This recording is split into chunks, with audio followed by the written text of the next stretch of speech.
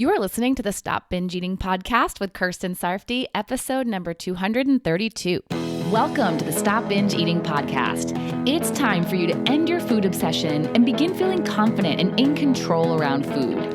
You are absolutely capable of eliminating binge eating from your life, and I'm going to show you how by giving you simple tools and insights that you can apply in your own life. I'm your host, Kirsten Sarfty. Now let's get to it. What are you doing today that's pleasurable? Have you done something already? Do you have something planned for later? If not, make it happen. And not just today, but every day. Us humans, we are pleasure seekers. We want pleasure, we crave pleasure. And if you don't intentionally experience pleasure, chances are you're going to impulsively experience it.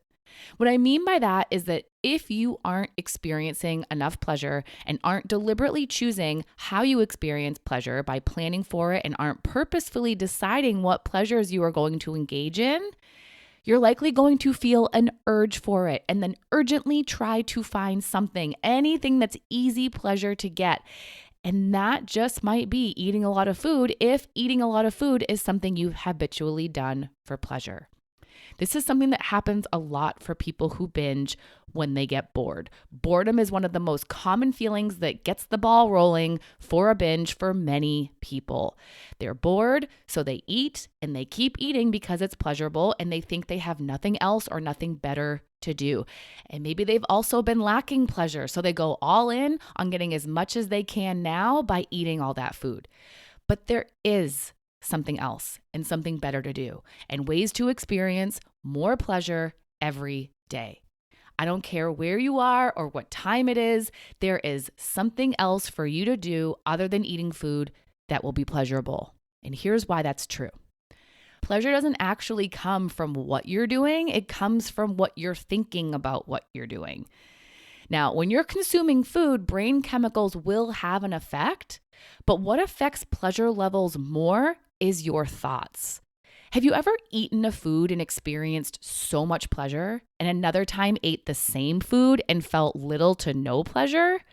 What about touch? Have you ever been touched by someone on a certain part of your body and experienced a ton of pleasure and another time been touched by the same person on the same body part and felt little to no pleasure?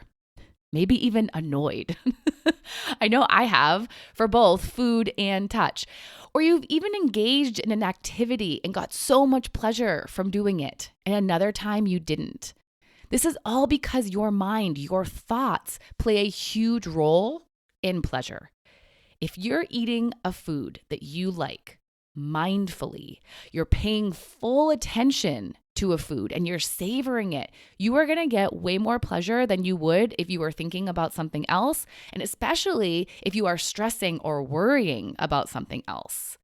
And for the other examples, maybe you're not in the right mental space to be touched or to do the activity, or maybe you're in the mood for something else, or maybe you're focused on something else, and that's why the pleasure isn't there. But what this means is that there is something else besides eating food that can be pleasurable, because the pleasure will be found in your mind, not in what you do. If you want to experience pleasure, you don't have to leave your home, do anything strenuous, or involve anyone else. You can find pleasure in anything you enjoy if your thoughts are aligned with experiencing pleasure. I can literally lay on the floor with my eyes closed and experience pleasure. I just did this yesterday. I do this sometimes when I'm a bit drained and I want to recharge myself. I'm not actively doing anything except maybe I'm moving my legs. I'll sometimes put my legs up against the wall so my body is in an L shape, and then sometimes I'll bend my knees so I'm in a child's pose on my back.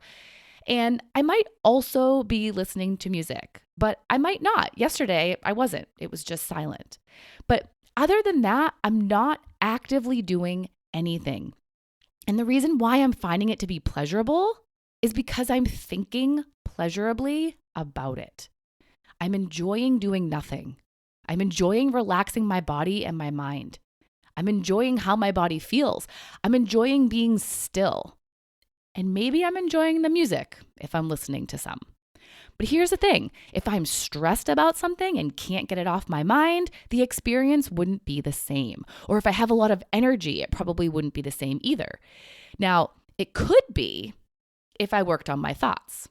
I could do thought work to get myself in the headspace to enjoy the stillness, or I can do something that is more aligned with what I'm craving or how I'm feeling. So maybe dancing or doing a fun workout on YouTube would be better, or playing the piano, or maybe it would be better if I took some time to self-coach myself on what I'm stressed about so I can work through it and set myself up to more easily experience pleasure in any way available to me. But the main point here is that pleasure is available to you.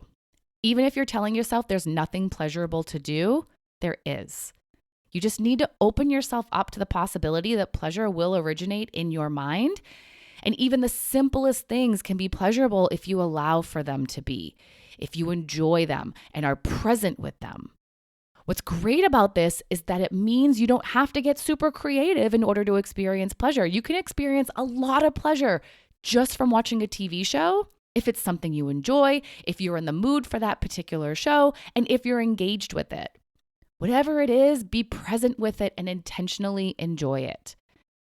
Now, this is all important because, as I said, we are pleasure seekers. And too often people don't experience enough pleasure they enjoy or aren't being present with the pleasure they've chosen.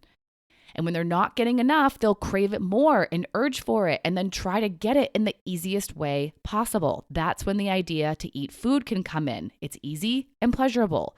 So to help you to not get to that point, be more intentional about creating pleasure in your life, and not just when you have vacation time or on the weekends, but every single day.